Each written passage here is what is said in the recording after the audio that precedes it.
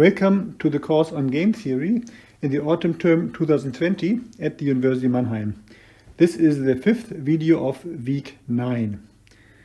So in this video I want to present two examples of finite repetitions of a game in normal form.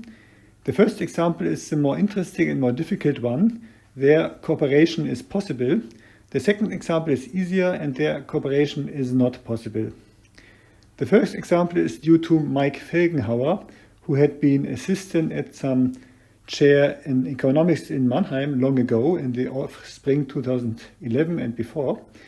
And I believe now he has a permanent position in Great Britain somewhere. So his example is as follows. We look at the following original game in normal form, a two-person game where each of the two players has three strategies. Player 1 has the strategies OMU, oben, Mitte, unten. And player 2 has the strategies LMA, links, Mitte, rechts.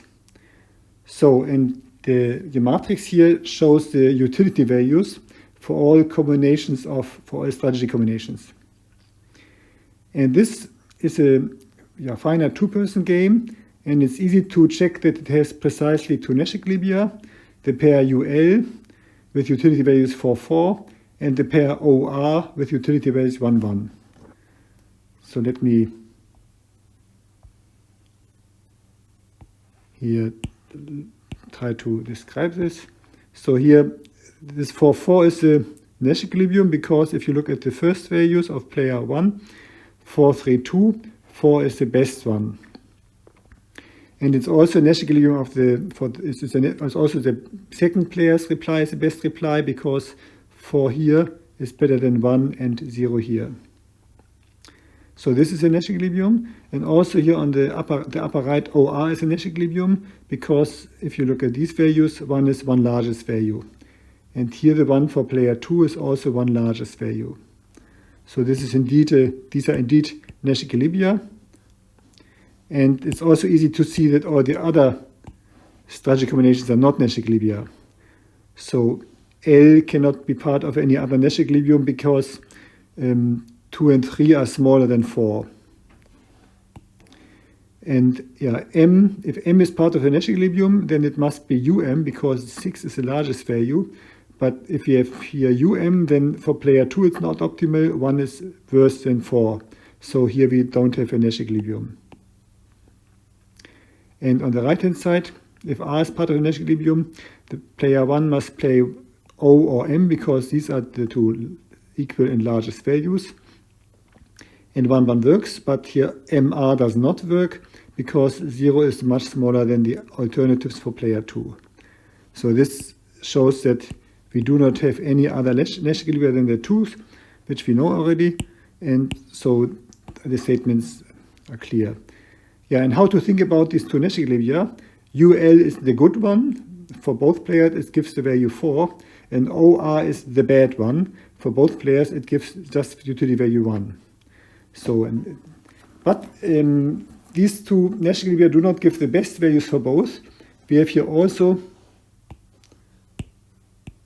the value 5, 5 in the middle, which gives more for both players. So, and this structure that we have here three different strategy combinations. 2 are Nash equilibria, 1 is good, the other is bad, but another strategy combination is better for both players. This makes it possible to have here cooperation in this game. So now comes the precise claim. I claim this strategy combination sigma tilde, which I described now, is a subgame perfect equilibrium, and it is arises as follows.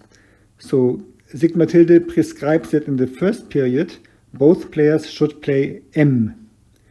In the second period, depending on the first period, they should do good to one another or do bad to one another. They should punish one another or do good, be friendly to one another. So if in period 1 they indeed had played MM, then each of them shall play his part of the good Nash equilibrium in the second period. So player 1 then should play U, and player 2 then should play L. But if in the first period not MM was played, but any of the other 8 strategy combinations, then they should punish one another, and each one should play his part of the bad Nash equilibrium. So player 1 should play O, and player 2 should play R. So this is also already the interpretation. In period 1, both players are willing to cooperate and to play MM. And in period 2, both players are willing to play the better Nash equilibrium, but they do it only if the cooperation in period 1 has worked. So they threaten the other to play in period 2 their part of the worst Nash equilibrium if the other player had not cooperated in period 1, or if they themselves had not cooperated in period 1. So if cooperation had not taken place in period 1. So in this strategy combination sigma tilde of the repeated game is not a pair of Nash equilibria, because the strategy combination for the first period, MM, is not a Nash equilibrium. So this MM here realizes cooperation. In the second period, they must play Nash equilibria by the argument above, but in the first period, they are free here to try cooperation and to play a strategy combination which is better for both. So this is the interpretation, and now I still have to do something. I have to prove the claim, because this is a precise statement. My interpretation gives a good feeling why it should be true, but I really want to give a precise proof that this is a subgame perfect equilibrium. So it comes now. So let's look at the 2 times repeated game. The delta here is 1, and the number of periods, big T, here is 2. So this is the delta, and this is a T, the number of periods, and it has 10 subgames. One subgame is of course the full game, and then we have 9 subgames in the second period, because for a subgame we need not only the repeated game itself, but we need also the history. And here there are 9 histories, because S has 9 elements. So there are 9 possible strategy combinations which can have been played in the first period, and they give the 9 possible histories. And so the subgames are the pairs of each subgame is a pair of a possible history and of a repeated game. And here it's a 1 times repeated game, so just the original game. So we have these 9 subgames. Each of them is, as a game, just the original game, so the 1 times repetition, but also it contains the history, what has been played in the first period. So in the 8 of these 9 subgames, which take place only in the second period, in the first period MM was not played, but in some other combination. And then the subgame restricts to the bad Nash equilibrium OR. In the 9th case, if in the first period MM had been played, then the subgame in the second period restricts to the good Nash equilibrium UL. But in any of these 9 cases, the subgame restricts in the second period to a Nash equilibrium. And that's what we need. We need that to prove that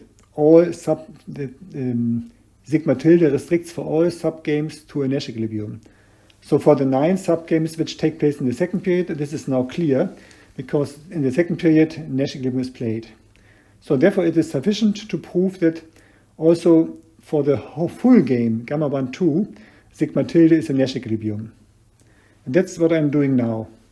So I ask myself, I take the position of player 1 and ask whether this is the best reply. So is a deviation from sigma tilde 1 advantageous for player 1 if player 2 follows sigma tilde 2? So is sigma tilde 1 not the best reply to sigma tilde 2? No, sigma tilde 1 is a best reply, because sigma tilde 1 would give the utility 5 plus 4 equal 9. 5 from the first period and 4 from the second period. And a deviation in period 1 would give for the first player in the first period either utility 0 or utility 6.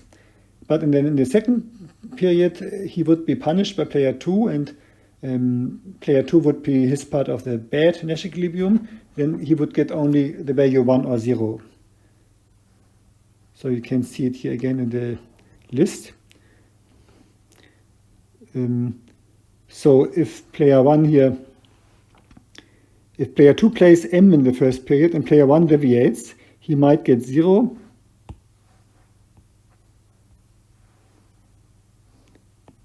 He might get 0 or he might get 6. But then in the second period, player 2 will punish him, player 2 will play R, and then player 1 will get 1 or 0, nothing more. So this is the situation for player 1. So it does not pay off for player 1 to deviate in the first period from the sigma tilde 1. And also it does not pay off to deviate only in period T from sigma tilde 1, because in period T, player 2 plays his part of a Nash equilibrium, and it's not advantageous to deviate from his part of the Nash equilibrium for player 1. So because they should play a Nash equilibrium, and any deviation cannot be better. So for player 1 it's not advantageous, so sigma tilde 1 is the best reply to sigma tilde 2. And now I have essentially the same reasoning also for player 2. Question: is a deviation from sigma tilde 2 advantageous for player 2 if player 1 follows sigma tilde 1? Again, the answer is no, essentially for the same reason. If player 2 plays sigma tilde 2, he would get utility 5 plus 4 equal 9 again. If he would deviate in period 1, he would get in period 1 only utility 3 or 0. And then in period 2, he would get only utility 0 or 1, so at most 4. Let's look again at the table, at the matrix. So if player 2 does not play M and player 1 plays M, so player 1 plays M and player 2 deviates, so a priori he should play M, getting 5. He can deviate and play L, getting 3, or R, getting 0. So in any case, he would not get more in period 1. And then he would be punished by player 1 in the second period. Player 1 in the second period would play O, and there player 2 cannot do any better than getting 0, 0, or 1. So it's not a good perspective for player 2 to deviate from the goodness from the sigma tilde 2 in the first period. And also not in the second period. In the second period again, they are proposed to play a Nash equilibrium. And it doesn't make sense for player 2 to deviate from his part of a Nash equilibrium if player 1 sticks to the Nash equilibrium, because it's a Nash equilibrium. He cannot win anything by deviating from a Nash equilibrium. So this is a proof for the claim that sigma tilde is a subgame perfect equilibrium. This proof is a bit technical and complicated, but not too much. But the interpretation is quite clear and nice. And here we have a subgame perfect equilibrium, which is better than just the repetition of two Nash equilibria. In the first period, we have cooperation, and in the second period is good for enforcing this cooperation. In the second period, of course, they play a Nash equilibrium. So this is a nice and complicated and interesting example. The second one is much less interesting, but also typical. In the second example, we look at the t times repetition of the prisoner's dilemma for some finite period t, which I don't want to fix.